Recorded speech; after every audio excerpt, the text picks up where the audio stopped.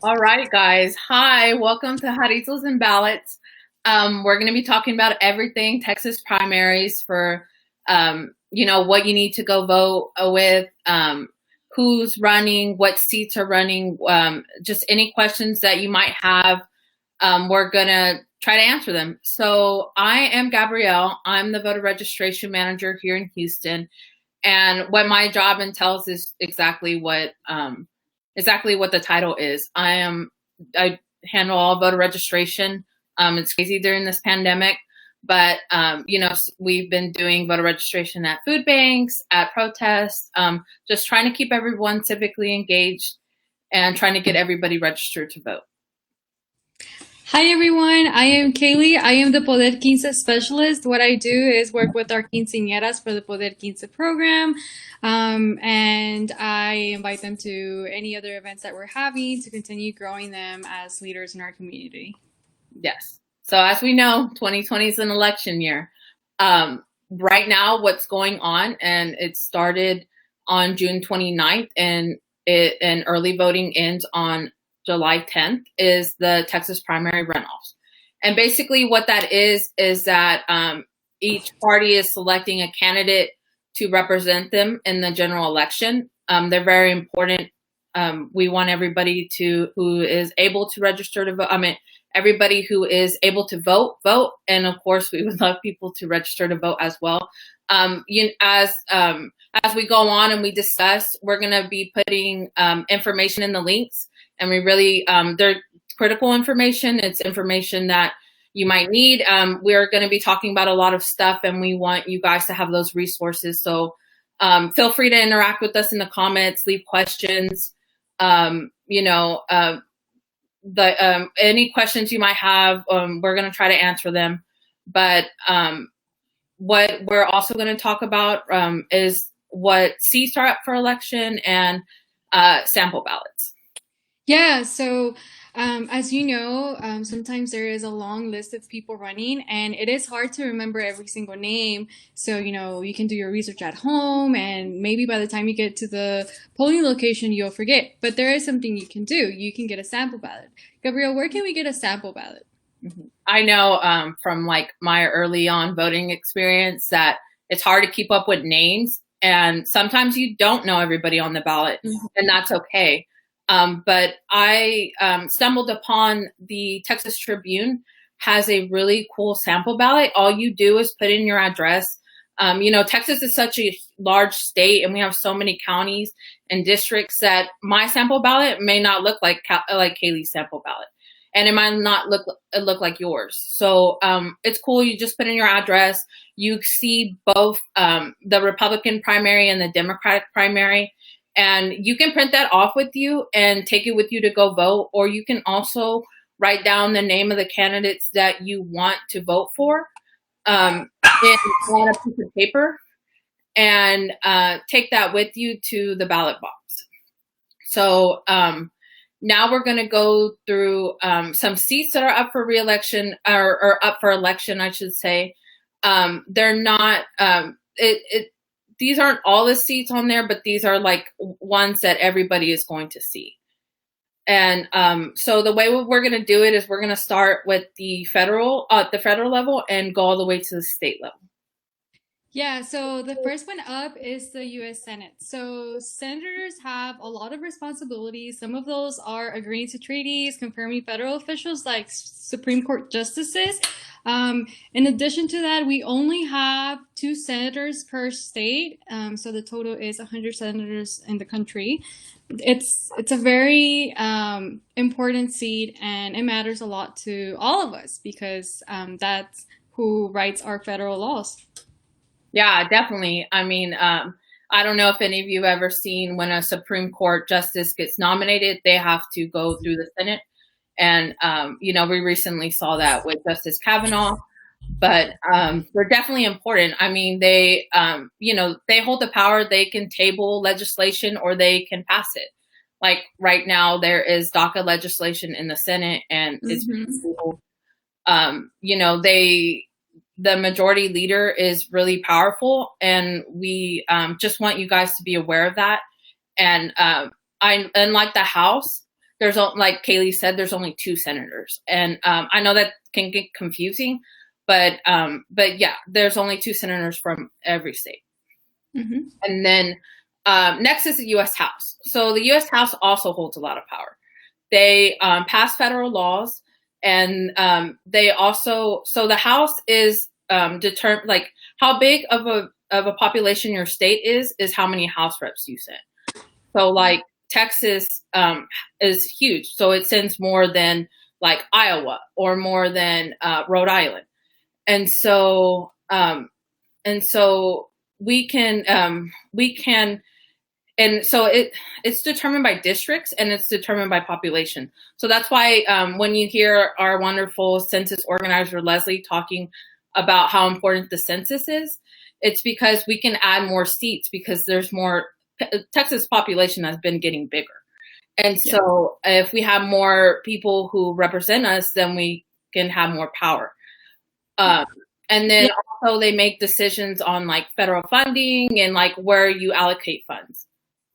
Yeah, so if everyone fills out the census, Texas may increase the number of House representatives that they have. So it is very important for you to fill out your census so we can have accurate representation in the U.S. Congress. Yeah, most definitely. Okay, and up next we have the Railroad Commissioner seat in Texas. They are in charge of regulating oil and gas. I thought that they were in charge of the railroads. No, they're not. It kind of sounds like it, right? But no, they're not. They're in charge of regulating the oil and gas industry, gas utilities, pipeline safety in the liquefied petroleum gas industry, and surface coal and uranium mining. It's a very crucial seat, and a lot of us are not really aware that it's such an important seat because we kind of see the word railroad and we kind of dismiss it. I know I did that, and I was like, I don't know what that is. I was just, continue looking at other seats, but it's really important. Yeah, I mean, like when I heard Railroad Commission, I was like, okay, like I guess they're important. But yeah, I mean, they deal with everything that we hold dear. Latinos care about climate change. It's proven that that's one of our top issues that we care about. So if you care about climate change, you need to care about who's on the Railroad Commission. And so especially now during 2020, there's been so many like rollbacks on regulation on the oil and gas industry. And, it's crucial, like climate justice is caring about the Railroad Commission.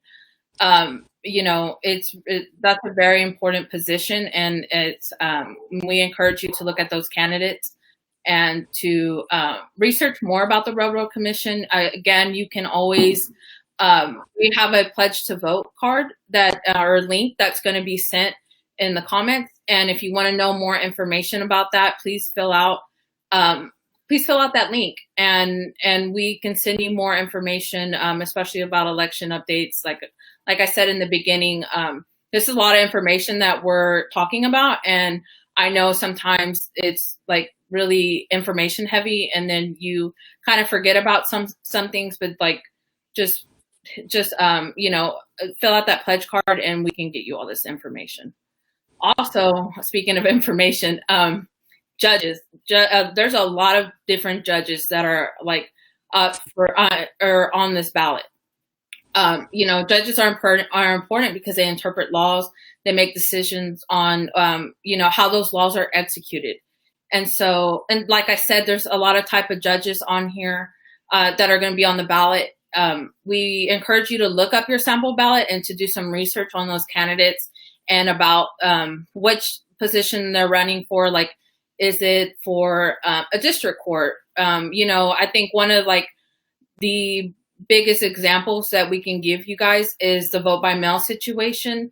That started at the state level and went all the way to the Supreme Court.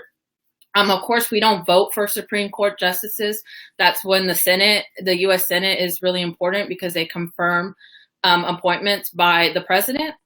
But we elect the other judges that had a decision in that role. Yes. Yeah. So it's like really, really important. No, we should be excited like that. Yeah, no, it's actually, really important for us to know who's taking those seats, because it seems like they have a huge role in what becomes a law. Yeah, definitely. By the way, this does not include county judges. I've seen a lot of Facebook comments where people think that this includes the county judge. No, the county judge is not actually a judge. By the way, I just wanted to clarify that. I would like to invite you all to our county government education series in August. So please join us if you're interested in learning more about that. Yeah, like look out for that. Like Keyli was saying, a lot of people think a county judge is the actual judge, but not that they can't be, but that's not what they do. But there are a lot of important district judges and state judges that are going to be on that ballot. So yes, please, for sure. Yeah. So up next, we have state senators. Their role is to pass bills on public policy matters. An example of this is Senate Bill 4 that passed a couple of years ago. Mm-hmm. Yes, 15 Contra SB4, it was this amazing protest that Jolt put on with quinceañera girls, and they were protesting at the Capitol. Actually, the anniversary of it is this July 18th. It will be 3 years. And so we encourage you to help donate to us so we can empower young Latina women. That protest was so beautiful, and it just displayed how important our culture is and how important we already know we're important, right? But like how powerful we are. We're already so powerful, and how powerful young Latinas are. And by the way, we vote more than than Latinos. Latinas are the change makers. And so that protest, on that link, you'll see beautiful pictures of the girls in their dresses, and then the documentary from MTV. It's so powerful. And, we're very proud of that. And and I think that shows that we still have a long way to go, but we're all in this together. Yes, and for then, sure. So your state Senate, very important. And so is your state representatives. They write laws, but also something really cool, that they get to override executive orders. They have veto power. Oh, so you're telling me that they serve as a check on the governor? Yeah. Pretty neat. That's pretty neat. Yeah. So our state senators and representatives are very important. So it's important for us to not skip over that when we're voting. I know sometimes it seems like whoever's running at the federal level is more important, but no, also our local elections and state elections are just as important. So please make sure that you don't skip over that. And last but not least, we have State Board of Education. They set policies and standards for Texas public schools. Right now, I think that seat is very crucial. We're facing unprecedented times with COVID-19. We want to make sure that the people that are, in those seats are making the right decisions for our kids. So, yeah. Alerts. I got one too. But anyways, yeah, they're important. They also set their curriculum for our schools. Mm-hmm. So, what we learn, what we've learned, what our kids learn, what our brothers and sisters learn, they decide that. So they're very important. They also, like Keyli said, they make policies and standards, and like during COVID, that's like so crucial right now. Yes, for sure.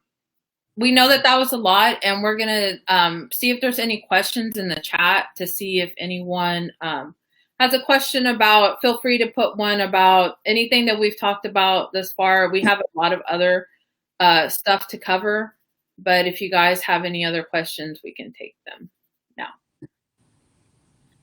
Yeah, don't be afraid to ask. Yeah. I myself sometimes still have questions, and I went to school for political science, and I still have questions. So don't be afraid to ask. We're here to help. Yeah, definitely. I like Keyli said, I have a master's, and I'm still like, wait, I have a question. Yeah. So the state, yeah. So there's a question that was asked: is the State Board of Education the people who decide what goes into textbooks? So from what my understanding is that they decide which textbooks. So like textbooks are generally made from like private companies, but yeah, they decide which textbooks we get to learn from, basically. I mean, they set the curriculum, which is the textbooks. That's a really good question. That's really important. If you kept up with the news, people have been upset about what's in textbooks and stuff like that. So if you ever see something or like you ever hear something of, we work with high school kids all the time. And if they say something like, hey, like they didn't cover this enough in school, like then if you like the State Board of Education is like where you would like go to, and like who runs that is super important. Yeah, that's actually very shocking. I didn't know that what I was learning here in Texas was different from what my cousins were learning in Iowa and Chicago. But yeah. Yeah, it's crazy that like depending on which area you're in the country, like is what you learn. Like we don't have like a set agenda. But anyways, another question is when is the last day to vote, and where can we vote if we early vote? Actually, we're just about to touch on that. So I believe I said it before, but the last day to vote is July 14th, but the last day to early vote is July 10th. So that's next Tuesday. And then we're going to cover right now where you can early vote. So let me go to where I was. So like that was a great question, right? Because like oftentimes you're like, hey, where's the polling location? I've never seen it before in my life. Or like, am I registered to vote still? Like in 2016 was the last time I voted. Am I still on the voter polls? Or does my county have countywide polling locations? Yeah, so you can actually check if you are registered to vote and where the nearest poll location is by visiting the link that we are about to drop in the comments. You can, I've gone on there just to double check that I am registered and that, if I move, that my address is up to date. So you can do all of that on there. And if that's not enough information and you need to know maybe like, hey, when are the polls open? Because it can be different in places like Dallas and Houston. You can visit your county website and you can get that information from there. I know that last week they closed, I believe, Friday because we had a long weekend, but in other counties it was open. So you can just double check on your county website. Yeah, definitely. It's kind of like a one-stop shop. I vote, of course, because that'd be crazy if I was a voter registration manager and didn't vote. But I always just double check to make sure that I'm registered at the right area and that it's like current to my address. But it's really cool. I would just check. I literally check it like 5 minutes before I'm about to go vote. But yeah, use that tool. That's really important. And share it with your friends and family. Yeah. Share it, please. Thank you, Keyli. Share everything that we're telling you guys. We want to normalize conversations around voter education, especially in like the Latino community. But moving on, so there's two types of ballots that we want you guys to know of. And I know you're like, what? Two types of ballots? Like I thought there's only one. But there's two that you can do if you're ever in a situation. One of those is provisional ballots. Keyli, can you tell us a little bit about those? Yeah, so those ballots are casted when a voter registration status cannot be found or the voter is believed to be in the wrong location, the wrong polling location. This is not a problem for some counties, but it can be for others. Yeah, like I know I've had people come up to me and say, hey, I'm registered to vote and it says so on this website. That my voter registration application is active in the county, but I was denied to vote. I was denied the chance to vote. And I always, I always wish that I could have told them beforehand. And that's why we're kind of telling you guys now, like you can place a provisional ballot. And they will count it if you are in fact registered to vote. And if you're registered to vote in that county. I don't know I can't even begin like that. This would be another talk to just talk about why that happens to people. Yeah. And it doesn't matter your age range. I've seen it all the way from people who are like 60 years old to people who are 21 years old. It happens. We always encourage you to place a provisional ballot when they tell you, like, let's say, for instance, if Keyli went to go vote and they're like, hey, you're not registered in Harris County, you can't vote here. Keyli can say, I want to vote, I want to use a provisional ballot to vote. And so they'll give you like a separate piece of paper, and they'll I don't know what they're doing in terms of COVID. I'm pretty sure it's clean and like, cleanliness. But you can, that's a form of voting. Another form of voting is limited ballots. Yeah. Yeah. Limited ballots. And so what's a limited ballot, right? Like, why is it called that?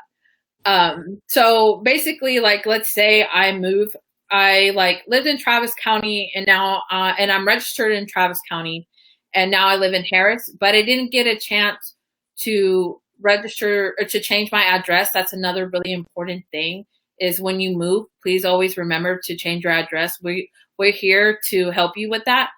But yeah, let's say I forgot to do that, but I am a registered voter. I'm just not a registered voter in this county.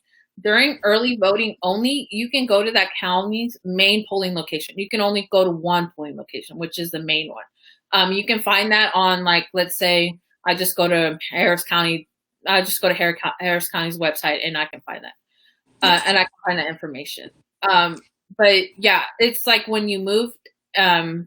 It's like when you moved and you didn't get to register to vote in time. And I know Keyli has some more information about that. Yeah, there is a downside to limited ballots. So you will only be able to vote for officials that are similar between counties. So, that can be a problem if you want to participate in your local elections, but I mean, you'll still get to vote. This ballot is really important right now because there's a lot of college students who moved back home and maybe did not get the chance to register at their new location. So keep that in mind. You can vote by using the limited ballot. Yeah. So a good example of this, you're like, oh, what do we have in the same? A good example is the U.S. Senate primary. Everybody in the state, depending on what primary you're voting in. If you're voting in the Republican, there is no runoff. If you're voting in the Democrat, there is a primary race. And so if you vote limited ballot, you can vote in.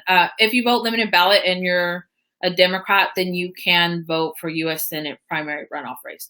And something really, really important is, and I believe I said it, I'm going to say it again, just so it's clear, that is only during early voting. You can't go there July 14th and request a limited ballot.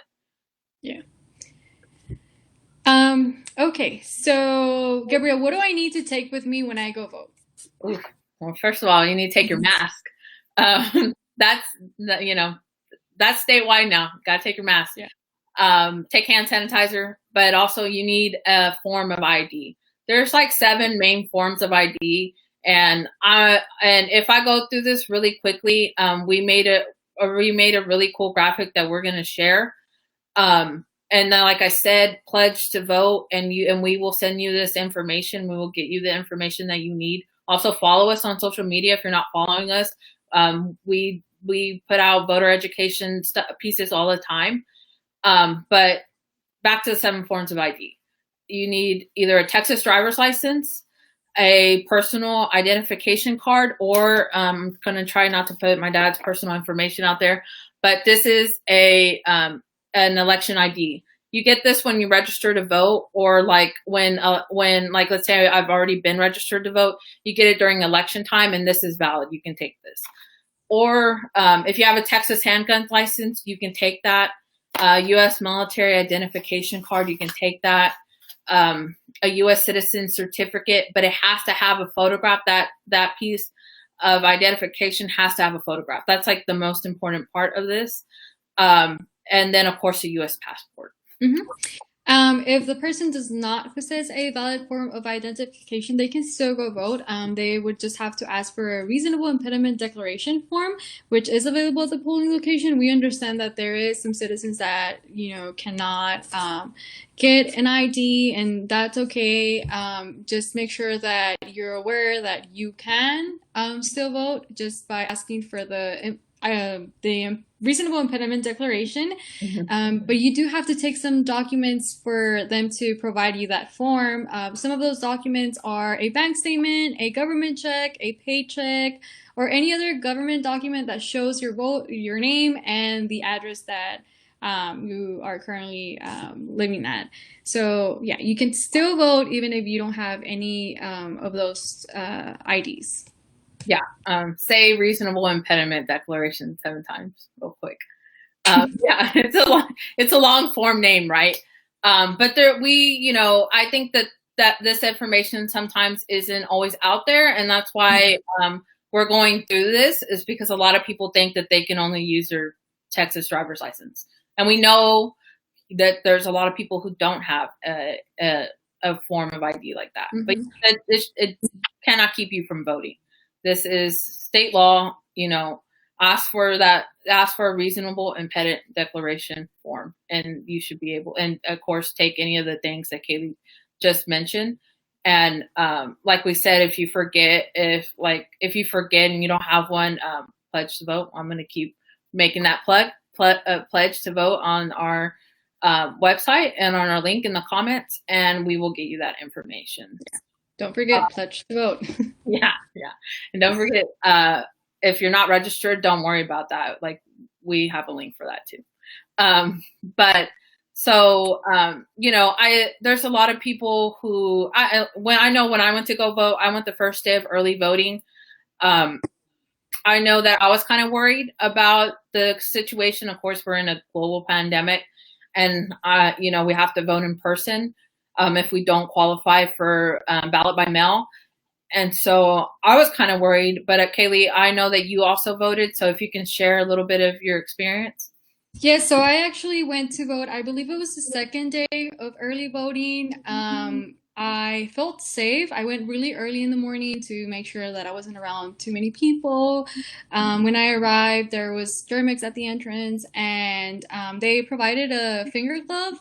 And then I went to vote, and when I was leaving the place, they also had another germix at the exit, so I was able to sanitize my hands once again. So it was really safe. I felt safe. Don't be afraid to go. Just wear your mask. If you want to wear gloves before you get there, that's fine. But if not, they're providing finger gloves. Yeah, definitely. So I went, like I said, the first day of early voting. I think I went like around 1 or 2. I was going to go early, and then it just didn't work out. Things happen. But there. I don't get up early. That's what happens. I was like, I'm gonna go at 7 a.m. and then no, it did not happen. But yeah, I went around 1 or 2. There was people in line, but we were all socially distanced.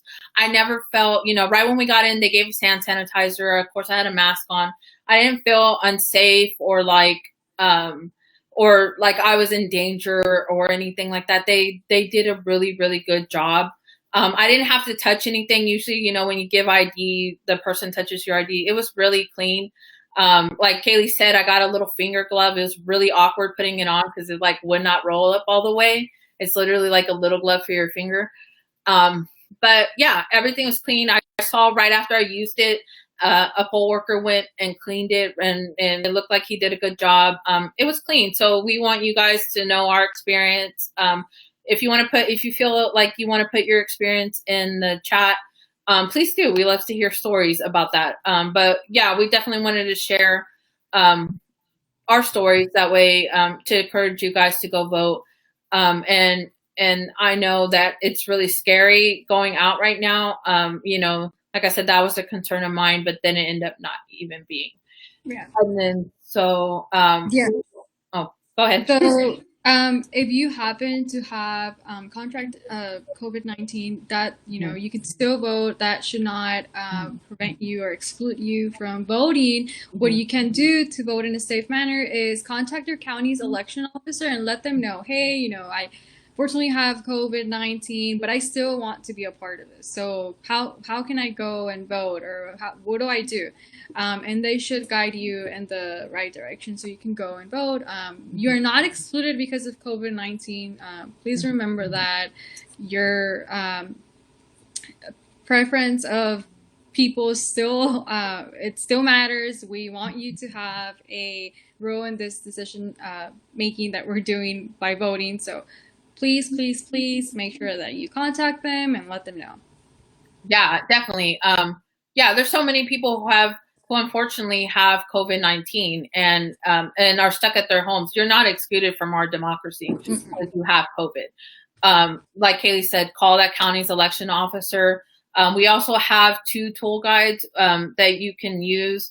One, if you're still concerned about voting, or you want to know protocols that the election workers must use and counties must use, there is a link that's going to be put in the chat about what the Secretary of State has said on what the election workers should be doing. And also to answer that person's question who asked, where can I go vote, or can I vote countywide? There is a link that we're sharing that is from the Secretary of State's again, and they have a list of counties that are countywide polling. And what that means is if I'm at work or if I'm at the store and I'm like, oh man, I need to go vote, I can go vote I don't have to go to the certain precinct that I live in.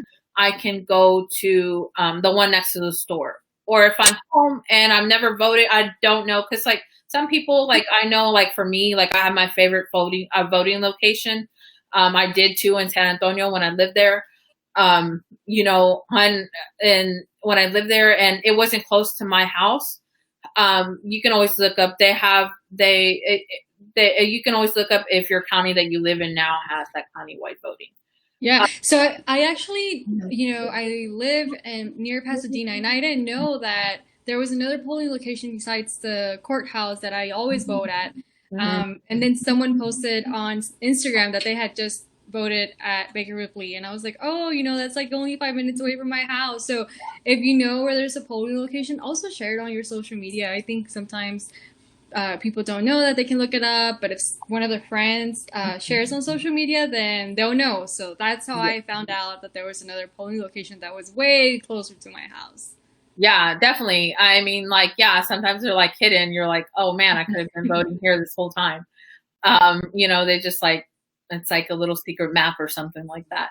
But yeah, countywide polling is awesome. Another thing that you guys can do if you're showing symptoms of COVID or you're like waiting on a test is curbside voting. Also, if you're disabled or elderly and let's say you didn't request your vote by mail in time, you can curbside vote. So basically what that is like in polling locations, there's generally like you'll see like a sign or like at the polling location near my house, it's like it looks like a red carpet ribbon, but it literally is a ribbon designated for 2 spots that are curbside voting. And there's poll workers waiting outside for people who wanted to curbside vote. So, if your tia has back problems or like your abuela has back problems but she needs to go vote and she didn't vote by mail, they can curbside vote. It's, it's in their car. They don't have to get out their car. It's literally like a drive-through. Yeah. Okay. So now on to do's and don'ts at the polling location. Do not wear a shirt that indicates who you're voting for or what party you're voting for. I actually did not know that when I was 18. I was excited. You turn 18 and you get that rush of like, hey, finally I get to vote. Yeah, don't wear your shirt. You will be turned away. So don't do it. Don't be me. Don't be on your phone. You can't be in line like, hey, comadre, yeah, I'm not voting for that party because I don't like that party. I'm voting for this person because don't do that. you can get in trouble for that, so don't do it. Do wear your mask, and whenever you take it, please wear it over your nose, not under your nose. So do wear a mask, and do take hand sanitizer just in case they run out. If you go really late, maybe just in case, just take it and prevent that you might have to wait till you get home to wash your hands, which you should still do, but take your hand sanitizer. Yes, I love that PSA. Yes, one of the things that I think I struggle with too. I mean, I'm a millennial. Is like you just like want to text on your phone so bad, and like you have no one to text. You just want to do it. Like don't do it. Yeah, don't do it. I sleep with my phone in my hand. Yeah, I swear, like my hand's gonna be like this when I'm like 80. But yeah, put it up. It's also cleanliness, like especially like in this pandemic, like just put your phone up. But also like Keyli has said, I've seen people wear party shirts or campaign shirts, like, and they've been turned away. There's no, they call it electioneering. There's no electioneering on around a polling location. Like I think it's like 100 feet generally. And so, always bring your ID and wear a mask. Another thing is in that, we've seen it in other states around this country, is long lines or people getting locked out of polling locations. Keyli, I don't know if you've seen that. Yeah, that's actually really crazy. I don't know how people let that happen. Not the people, but the government, how the government lets that happen. I think it recently happened in Kentucky, I believe. It was pretty crazy. And remember when it happened at TSU? Yeah, I mean, we actually had a coworker in line for 6 hours. During the primaries, it was crazy. But yeah, in other states, we've seen it. Here, we've seen it. We want you to be aware of voter suppression, but we also want you to realize that there's election protection. So some of the things that we want you guys to know is that poll workers, that means every single person working for that polling location, like they have to be nonpartisan. They can't talk about, oh, I want this party to win. Oh, I want this candidate to win. Or like, I don't like you because you're a Republican. They can't say any of that. They have to be nonpartisan. Like Keyli and I do when we do our job, they have to be. And that's super important. Also, some things that we've seen are like, and I don't know, like this can be on purpose or on accident. Like a lot of polling locations have machines out of order. We definitely believe in see something, say something. And there is a phone number that you can call, but we also want you guys to recognize, like I've said, we've seen people being denied the right to vote. And so Keyli has a number to share with you guys if you ever see something like that. Yeah, so the number is 866-R-VOTE. 866-R-VOTE. Save it. It might come in hand one day. So it's important for you to have it saved in your phone, share it with everyone.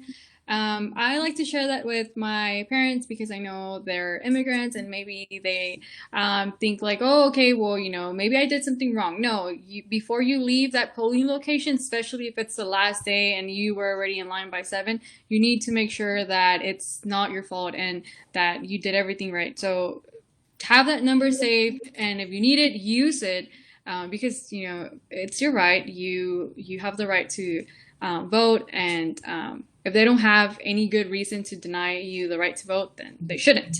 So save that number, share it with everyone on Twitter, share it with everyone on Facebook, make sure everyone knows about it. Yeah. And what that number is, it's a organization that facilitates election protection. They do a great job of that. And so that's statewide. I believe it might be nationwide. Don't quote me on that.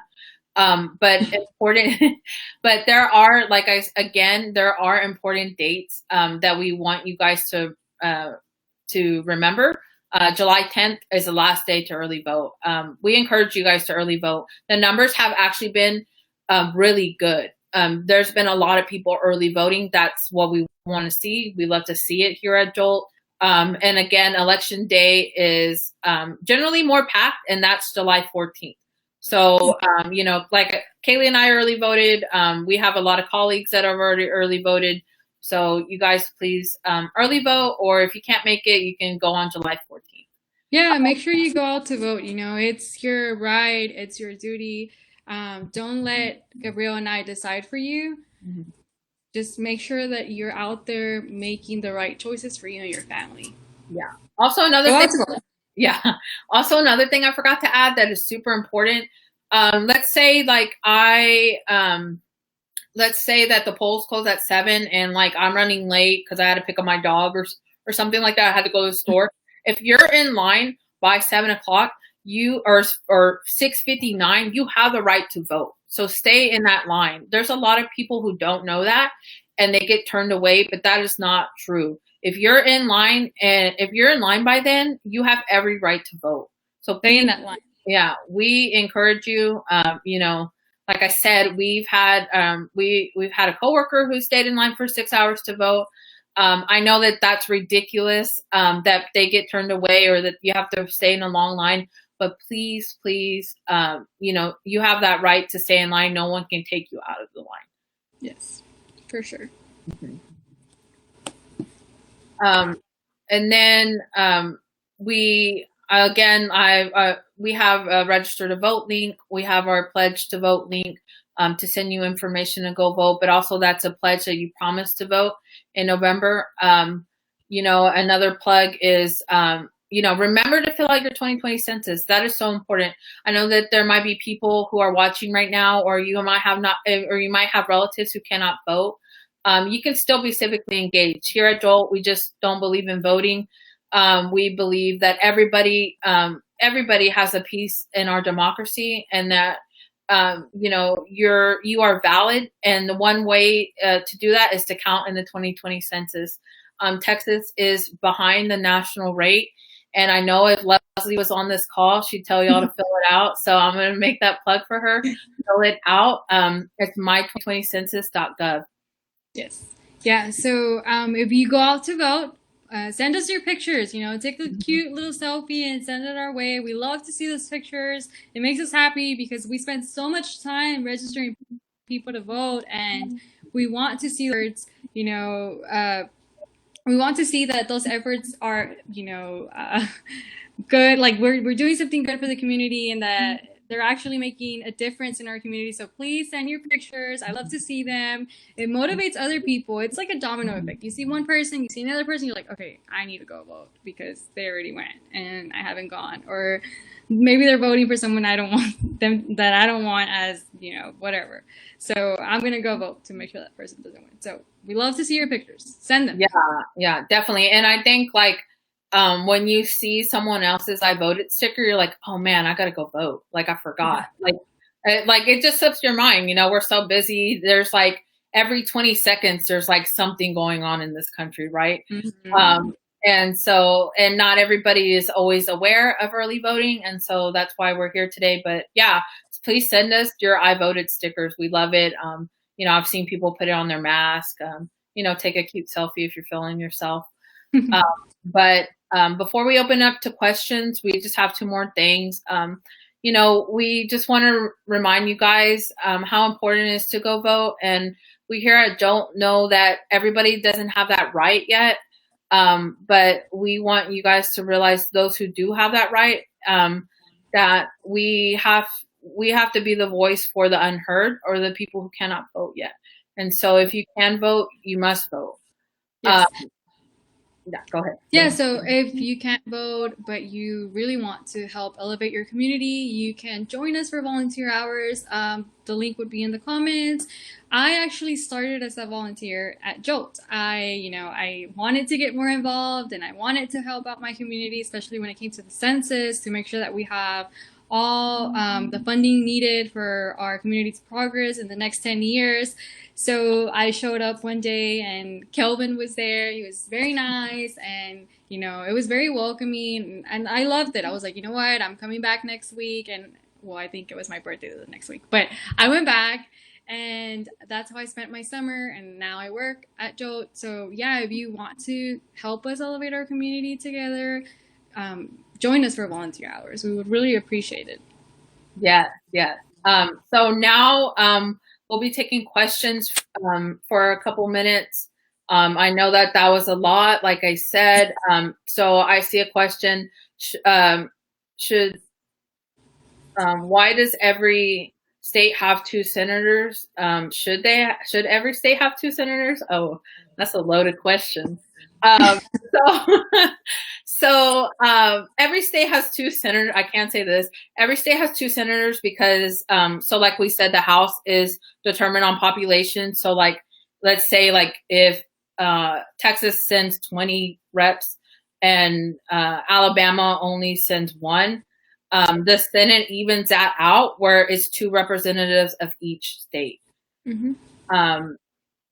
And then the other question, I think that's more like an opinion based. And so I'm not going to answer that here. So another question is, if my passport doesn't match the address I live in now, but it's in the same county, is that a valid ID? If you live, so like, let me answer that first. Or Keyli, do you want to take that question? You can take it. Yeah. Okay. So it's kind of like your driver's license. Like, let's say I moved, but I'm still in the same county, or like, this is my Texas driver's license. That this card that you get in the mail, take this with you, and then take your passport. Like, make sure that you have both of these. That way they can see, hey, you're registered to vote at your new address. Mm-hmm. So yeah, take it. And then another question is, if you are in the same county, you can cast a ballot that will reflect what? I'm sorry. Okay, maybe that's not a question. Sorry, I'm trying to read this. I saw on social media that some people voted curbside. How can I check if it's available in my area? It depends. I'm sorry. Do you want to take that, Keyli? No. So you can call and talk to your county election officer, and they'll let you know if that's an option. Yeah, it depends county by county. So most counties are allowing people to do that, but you just some might ask why, and but no one should deny you the ability to vote. Mm-hmm. What if you voted in the Republican primary in March? Can you vote in the Democratic runoff? You want to take that, Keyli? No, I believe you can't. Yeah. Oh, so Texas primaries are open, meaning a voter does not have to be registered as a member of a party to participate in a primary. In its primary, voters in Texas must sign a pledge that when voting, you're declaring that they will not vote in another party's primary. So it's like it's like a pledge, like you promising. Mm-hmm. And then, how long do you have? How long do you have to be registered in order to vote in Texas? How long do you? I'm thinking they're saying how long, like, do you have to be a Texas resident? So again, you have to be a resident in that county you're voting in for at least 30 days prior to the election. So like if you moved recently and it's like not 30 days, then you can't. But everybody, like, let's say if you move right now, everybody, you'll be not required, but you'll be eligible to register to vote for the November elections. Yes. And then, a lot of questions. I love it. Is it true that registered voters in Dallas County can vote at any polling location? So Keyli and I are in Houston, but I'll do the best to answer it. Let's see. Voting during early voting period couldn't be more easier or convenient. Registered voters are eligible to vote at any county. So they're like Harris County, which is a county Keyli and I live in. You can vote countywide. And like I said in the link, we have the list, or the Secretary of State put a list together of counties that can vote countywide. And then where do I send my pictures and is there a hashtag? Or And you can DM us at Jolt Action _. I'm sorry, Jolt _Action. I've been talking for a long time. Or and that's on Instagram, and on Twitter, it's at Jolt Action. Yes. How can I find out? Oh yeah, of course. It's always going down in the DMs. How how can I find out who's on the ballot? Like I said, we have a search engine with the Texas Tribune. I mean, we don't have that search engine. Sorry, the Texas Tribune has a really cool search engine where you just like put in your address real quick, and you'll see both primaries, the Republican and the Democrat. Of course, it's according to which one you've already voted in. Is there a snapshot of candidates or items that will be on the ballot that we can access?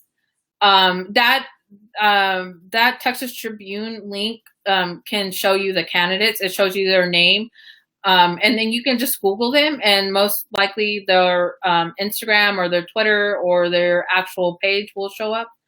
And then the last question I see here is, what if my license expires and I have not been able to renew because my appointment not until late July? What can I do? You want to take that, Keyli?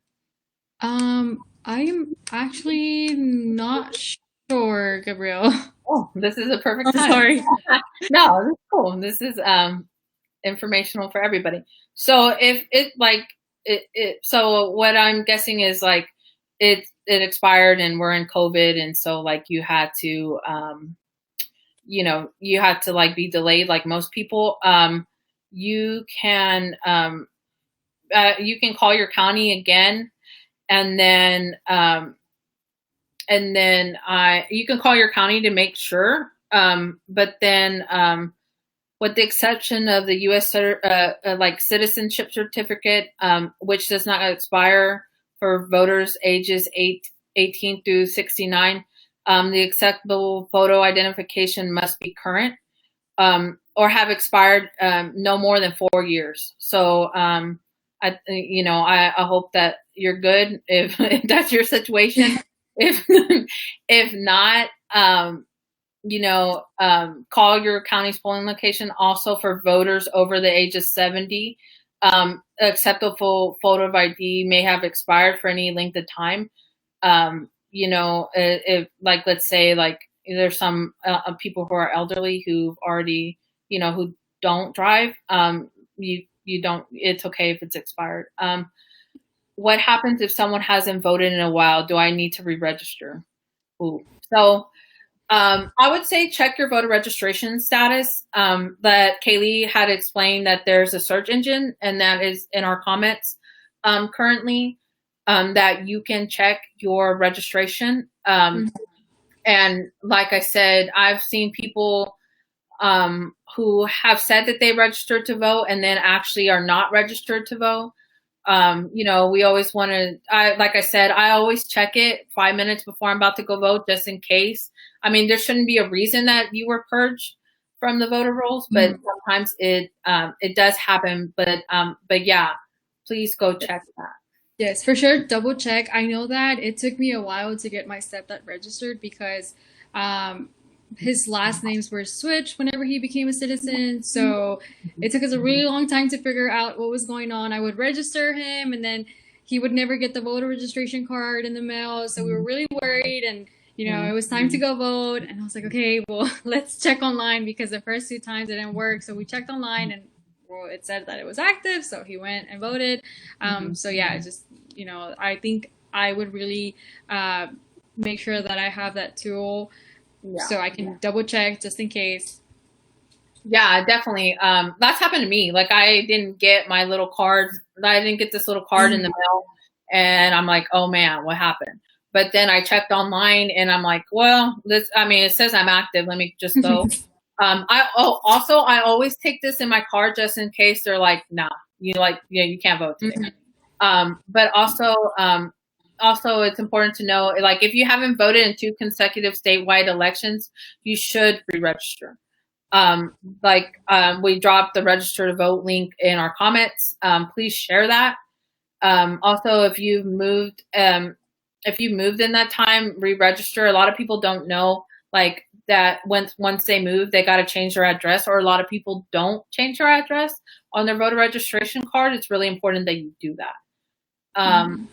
But that was the end of our questions. I don't know if there's any more, but that was like really loaded and I really loved it. I haven't had to explain that to people in a long time. So I love that you guys are so interactive and so interested in voting. And like I said, something that gave me encouragement is that our, there's so many people, the voter turnout numbers so far have been really, really good. And so that really excites us here at Jolt. And like I said, if you can't vote or if you know someone who needs to register, please share that link. It's so important that we get people registered to vote, but also if you can't vote, fill out that 2020 census, tell your friends and your neighbors to fill that out to make sure that just so important for resources, for schools, for everything. FEMA has been administrating tests for COVID, and it's always important. It only comes around 10 years. And so we want everybody to be involved. Yes. Don't forget to count the kids. Don't forget. Yes, don't forget to count the kids. But before this turns into a census talk, which I would love it, and I'm pretty sure we're going to have one, the next Jolt Talk that we're having is going to be on the 28th, and that is going to be about criminal justice reform. That's really important. We've seen all these wonderful movements to get people educated about our criminal justice system and why we should all say that Black Lives Matter. This all ties into civic engagement. It all ties into being active in our communities. And so we would look out for that post. Please join us. We're going to have some awesome speakers and an awesome moderator. Anyways, that's all that I have for you guys. Like I said, our Quince Contra SB4 anniversary is July 18th. We put that link in the chat. Please donate to us to help young Latinas build the power that they already have and help them harness it in their communities. Yes, and I would just like to add one more thing before we part ways. If you know anyone turning 15 next year or in the next coming years, let them know that Politki is a program that they would love to be a part of. Whenever you join, you receive a free photo booth for 3 hours. 3 hours. And we have a beautiful backdrop that they can use with their friends and family and, create all those wonderful memories at night. But at the same time, they get to elevate their community. So this is what happens. We set up the photo booth, and then as people are in line to take their pictures, we register them to vote if they want to register to vote and if they're eligible, of course. So let them know that that's a thing. PoderQuince is not a one-night thing kind of thing. We keep up with the girls. I send them newsletters. I update them with what's going on. Like, hey, make sure you let your parents know that they have to go out to vote, and just things like that are really going to help them become the leaders that we need in our community. So let them know that they can sign up for PoderQuince. Yeah. Awesome. It's an awesome program. I love going. It's so beautiful. Hit Keyli up. But anyways, thank you guys for listening to us. Like I said, if you have any questions, please pledge to vote. We're here, slide in our DMs. If you want to get involved, we have the volunteer link. But anyways, I hope you guys have a good night, and I hope you guys stay safe, and please go vote. Bye. Bye.